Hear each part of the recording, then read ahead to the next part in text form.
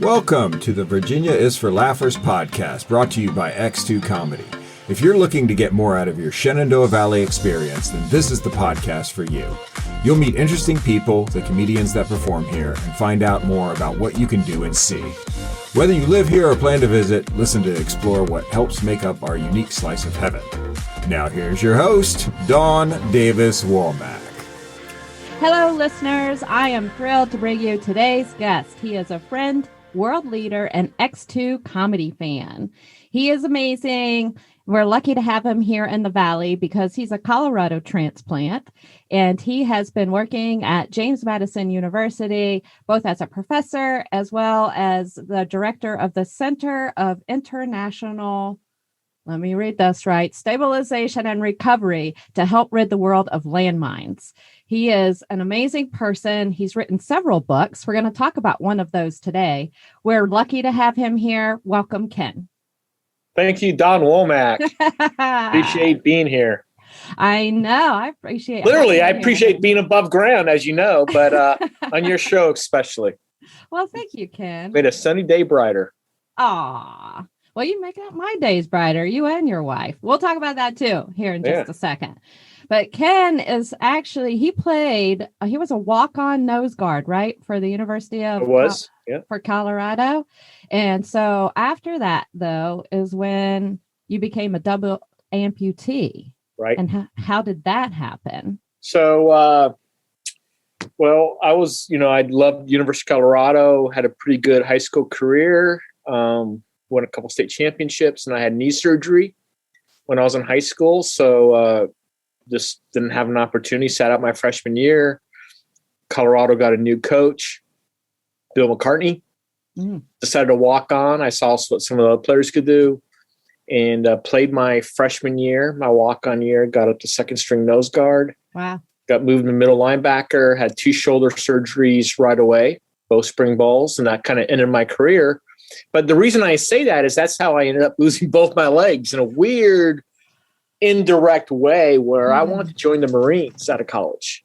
I qualified for OCS, Officer Commissioning School, to go to Quantico for a couple summers. And each time I had shoulder surgery, I was unable to physically perform because I was in a sling or in rehab. And so that was blocked off for me, but I still want to serve our country and I still want to serve overseas. So I joined the Peace Corps, ended up in West Africa and Mauritania, speak a tribal language. Ended up working for the UN. One thing led to another, which led me to Somalia during the Black Hawk Down time period, as most of your listeners will know. And then my vehicle hit a landmine, resulting in the loss of both my legs. Wow.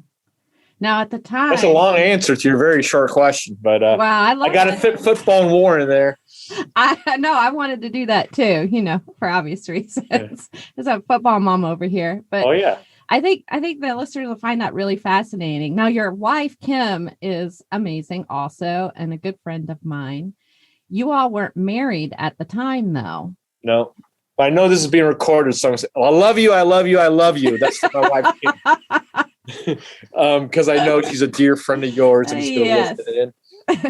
So she's definitely, in my opinion, the most beautiful woman in the world. We're dating. And when I went to Somalia, realized I couldn't live without her.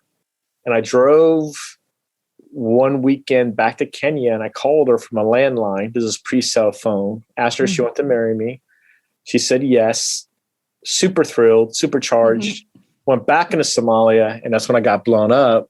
And lost my foot on impact in Somalia, my right leg in Kenya. And then I still had one leg when I came back to the States, but it was badly damaged.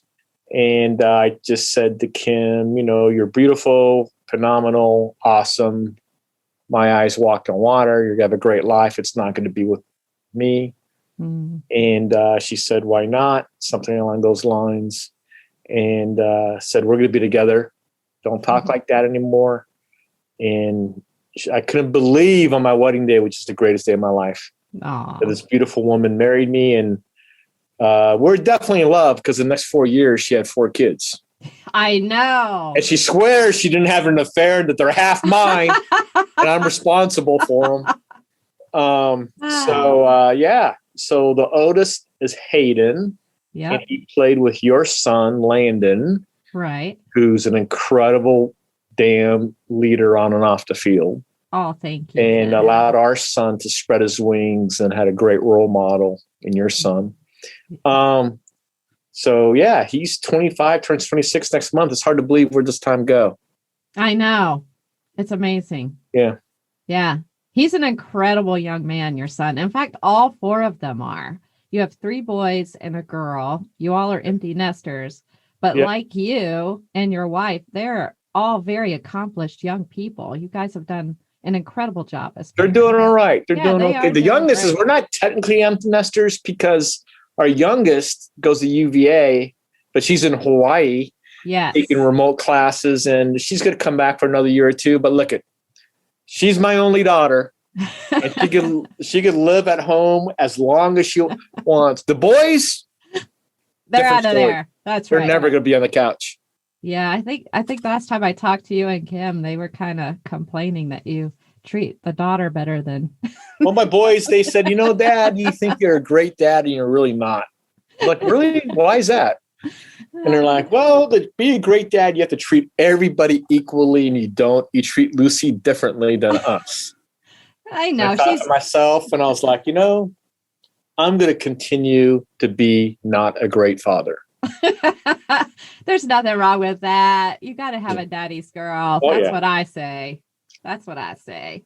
Yeah, your love story with Kim, if I remember right, ended up in Reader's Digest. It did. Yeah. It was called Love Story. That's amazing. I'm going to have to look that up. I think it was in the September 94 issue, How did this beautiful woman, bright future, much smarter than me, man. I definitely outkicked my coverage on that one. And she stayed with me. I'm going to agree with that, Kim. Oh, yeah. Oh, yeah. Oh, yeah. You're saying I'm doing all the right things. Yeah. And we got an Oprah. And, it's a story that it's just part of our life. It's no big deal. Like, we'll probably put like 50 things in front of that, or even like being on Oprah in front of that. Raising kids, having friends, being together, being happy in our careers. Yeah.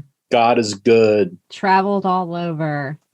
Travels, man. That's like, I'm passionate about that. So like I lost my legs. And as you know, Don, up until about 3 weeks ago, I only had one functioning limb, my left arm, because I had rotator cuff surgery because of those Colorado football things. And like, I thought, I said, Kim, go visit your parents. And she goes, no, I want to help you. And I was like, I don't need any help.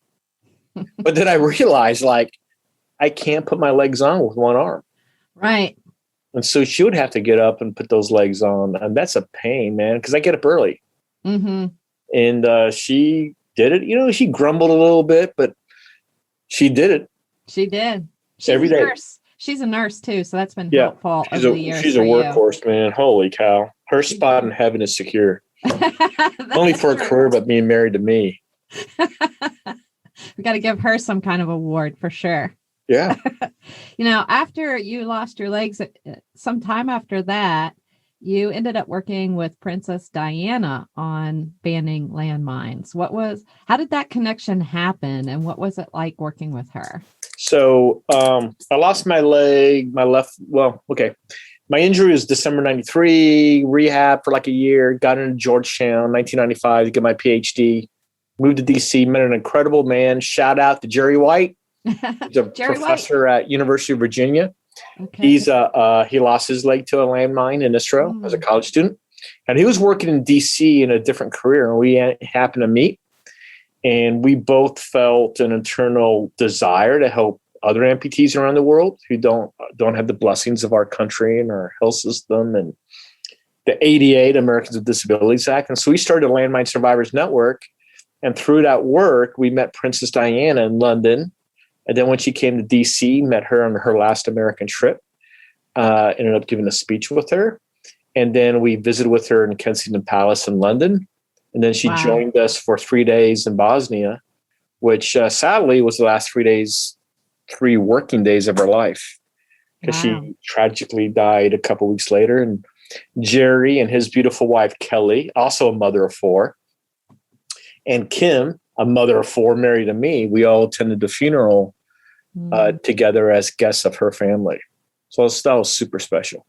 That definitely is. That's incredible to have that kind of opportunity to work with someone. You know, it was Her. it was an opportunity, but not setting aside her celebrity, which was significant. I mean, she was the most photographed person in the world, but she had an humanitarian impulse to change the world.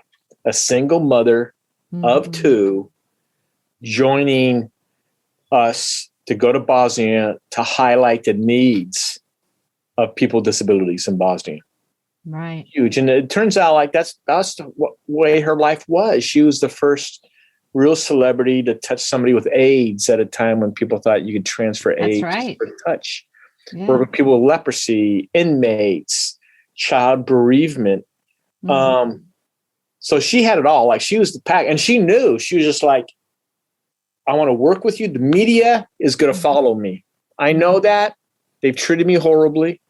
I like they'll treat their life horribly by going to countries they normally otherwise don't go to. And more important, covering social issues they normally otherwise don't cover.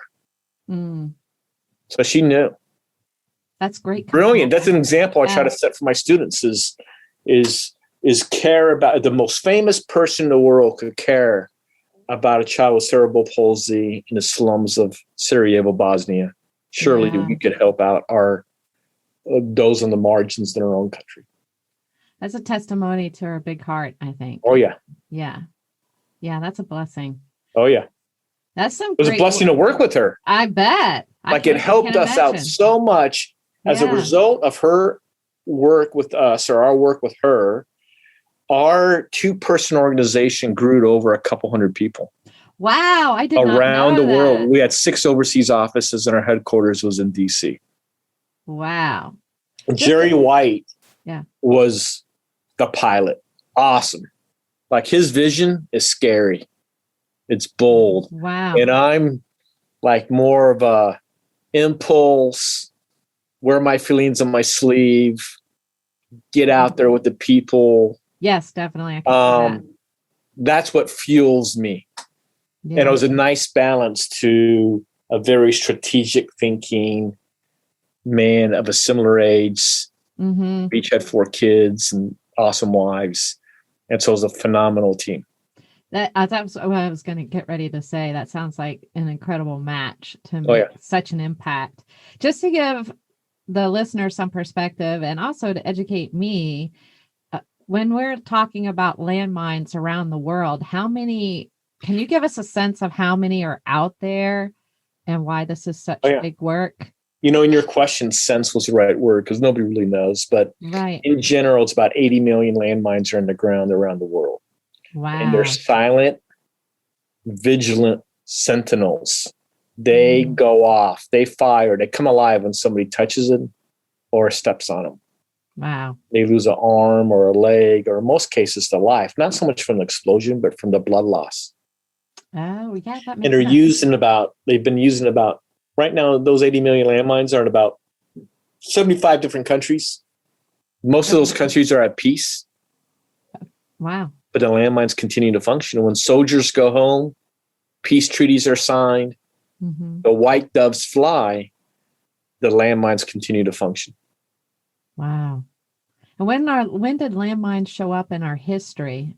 How old is this technology? What a great question. It leads into the book I just published. I know. I want to talk about that. Did you plan that? Too. Wow. So the American Civil War was the first time that landmines were used on a widespread basis.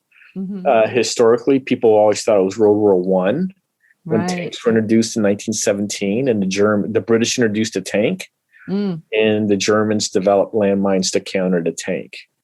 And that's what I believed until I moved to the beautiful Shenandoah Valley 10 years ago. Right. Civil War Central. I'm a big Civil War buff, even though I grew up in Colorado. No Civil War there. My parents weren't Civil War fans. None of my siblings. I don't know what I drank that particular night in middle school, but I guzzled the Kool-Aid of Civil War. So I end up in the Shenandoah Valley, And shockingly, I find a little note that landmines were used outside of Richmond in 1864. Where was that little note? Where did you find it? It was a way marker. It was a historical marker in Henrico County called Fort Johnson. I was driving out from Richmond to Fort Harrison, which is a National Historic Site. Right. And you drive through these suburbs and whatever. And I stop at all historical marker sites. Mm. It's one of the downsides of being married to me. Kim would say one of the many downsides. But anyway, Kim. I got out of the car and took a photograph, and I said, I read it. And I was like, what? 1864. I had heard that landmines were used once in Yorktown in 1862. So that was the beginning of an 9-year project now to research America's buried history, landmines in the Civil War. That's the title of the book. It came out in April. Yeah, I got came it. out in I April. got it. Right here. I'm going to show 2020. Yeah. There's a cover. So I just did my first book tour 2 weeks ago in Tennessee. And a lot of it was canceled there. It's a new subject for the Civil War, but the lesson learned is don't release a book in a pandemic. Because all the speaking gigs got either canceled or indefinitely postponed. Had New York City in the book, Chicago. Just talked to my publisher today that New York City is still not rescheduling book talks. But Chicago's on the book and all that. So that was awesome. But I'm on to my next book. Civil War is in my wake. Seen it, done it, wrapped it up. It's on a shelf. It's on Amazon. Great reviews. It was voted as one of the top 6 books for 2021 to read about the Civil War. Yeah. Uber proud of it. Yeah. But now I'm moving on to other issues and other subjects for working on 3 manuscripts now in 3 different books. So you're a busy man. You're a busy man. This America's Buried History, Landmines in the Civil War, that was your 5th book you've written. Right. Is that correct? Yep, it is. Good. You read the scouting report. Trying to do my homework over here, Ken. Mm-hmm. This is a quote on the cover of the book, a thrilling and chilling read. I highly recommend it. His Royal Highness Prince Mirid Raid Al Hassan. Is that close? Prince Mirid is from Jordan. All right. And he is the United Nations Special Representative on landmines around the world. Wow. And he's a dear friend of mine. We've done a lot of work over the last 20 years together. The royal family in Jordan's been phenomenal in this issue. Jordan, man, if I had a second life, I'll come back as a minister of tourism for Jordan because the people are just awesome. But my military book publisher, the publisher of the book, who's one of the largest military book publishers in the country, said, wow, we've never had a prince endorse a book before. Wow. That's pretty cool. Yeah. I like that. Now in your book, before we move on with a couple other questions about that. I just got a beep, so I got my I thought okay, cool. 20 minutes. Yeah, 20 minutes. Okay. I was wondering if that was me. This podcast. No, that was my automatic. I was like, what did I do wrong? It's already been a half an hour. I know, it goes by fast. Anytime. Don Womack, you're amazing. Well, thank you. I thank you. You guys make it easy to spend time with you for sure. Now, one of the questions I had, is there any Virginia connections with landmines written in this book? Is there any landmines of Virginia, I guess is a better question. My gosh, Don, you're asking the questions. Yeah. May 5th, 1862, the first American to die from a landmine was in Virginia. Wow. Now, landmines are the number one cause of our troops overseas, of our combat troops today, 2021. But in 1862, Virginia, unfortunately, has the dubious, like I said, it's the dubious history of having been the location for the first American to die from landmine, May 5th, 1862, outside of Yorktown. 1862, November, that was in May. November of 1862, the Confederates started producing landmines in Richmond. And the Confederate States of America government created a landmine group called the Torpedo Bureau. Torpedoes was the name for landmines back then. The first ever bureau or organization focused on landmine warfare. And some of the landmines were produced on Browns Island and in Richmond. So Virginia does have a history. And the last time that landmines were used in North America, the Western Hemisphere, United States, was outside of Richmond in 1865. Wow. In the spring of 1865. when the Confederates were trying to defend the capital of the Confederacy from the circling Union forces. That's right, because the Confederacy was they didn't have as many weapons as the Union. They were outgunned and outmanned, and that's how the landmine or the increase of the landmines happened. The original landmines for the Confederacy were unused artillery shells. Right. And as the war went on, they started using artillery shells that failed to explode, what we will call unexploded ordnance today. So they repurposed artillery shells and other ammunition into landmines. So the Union never had to use landmines because they're on the offensive. They had deep budgets, massive weapons production capabilities. In the South did not have those production capabilities. And also the South, i.e. the Confederacy, was fighting sort of a rear guard defensive action. Most of the Civil War took place in the Confederacy, with a few exceptions. Gettysburg in Pennsylvania, Antietam in Maryland. And that's about it. Yeah. Montecito in Maryland, which was a border state. But all the other war battles were fought in the Confederacy, and landmines are a defensive weapon. You use them to reinforce your defensive position, or you use them for a delaying tactic. Right. And in the book, you have some stories based on journal entries from different soldiers that are incorporated in the book. That was the only way to do this research was primary sources. Yeah, those were the horrifying effects of these injuries. A lot of landmines are designed to maim and not kill.